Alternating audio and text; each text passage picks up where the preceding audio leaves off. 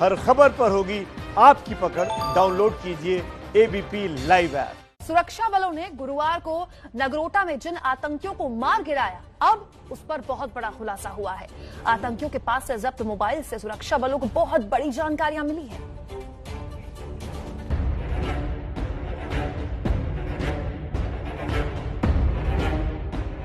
नगरोटा हमले में शामिल ट्रक का नया सीसीटीवी फुटेज।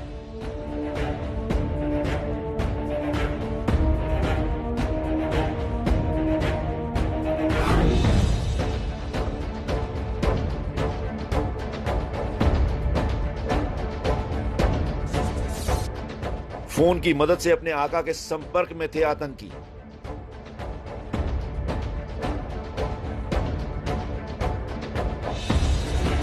अगर 40 मिनट से चूकती सेना तो होता 26/11 जैसा हमला। आतंक के जो सपोले सेना के ऑपरेशन में जलकर खाक हो गए, उनकी साजिश न सिर्फ बहुत बड़ी थी, बल्कि उनके पल पल की खोज खबर बाहर से भी कोई ले रहा था। इस बात का खुलासा आतंकियों के पास से जब्त इस मोबाइल से हुआ है।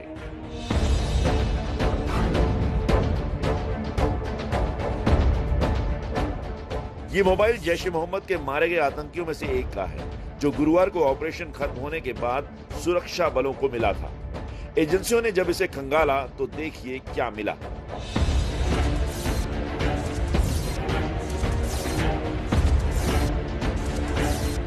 जानकारी के मुताबिक चारों आतंकी लगातार 2 और लोगों से संपर्क में थे, जो मैसेज के जरिए इनकी लोकेशन का पता लगा रहे थे।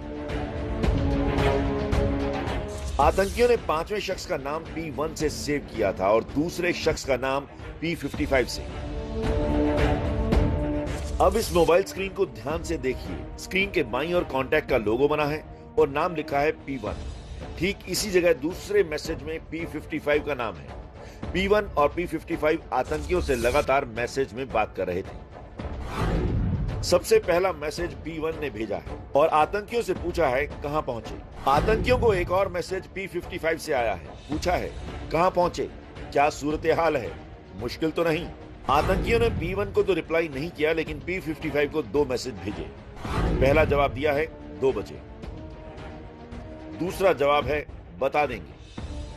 आतंकी जिनसे बात कर रहे थे वो P1 और P55 इनके हैंडलर्स भी हो सकते हैं और दूसरे साथी भी।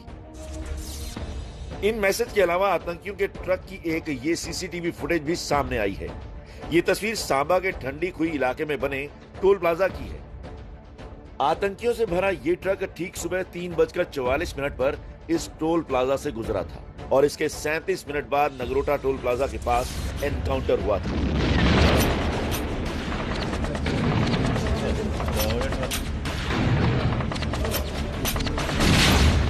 खुफिया एजेंसियों को मिली अब तक की जानकारी के मुताबिक ये आतंकी देश में 26/11 जैसा एक और हमला करने की फिराक में थे। मतलब जैसे कसाब और उसके साथियों ने 12 साल पहले मुंबई में 150 से ज्यादा बेगुनाहों की जान ले ली थी, ये आतंकी भी कुछ ऐसा ही करने की फिराक में आए थे। लेकिन उसके पहले ही सुरक्षा बलों ने आतंकियों का नामो निशान मिटा दिया।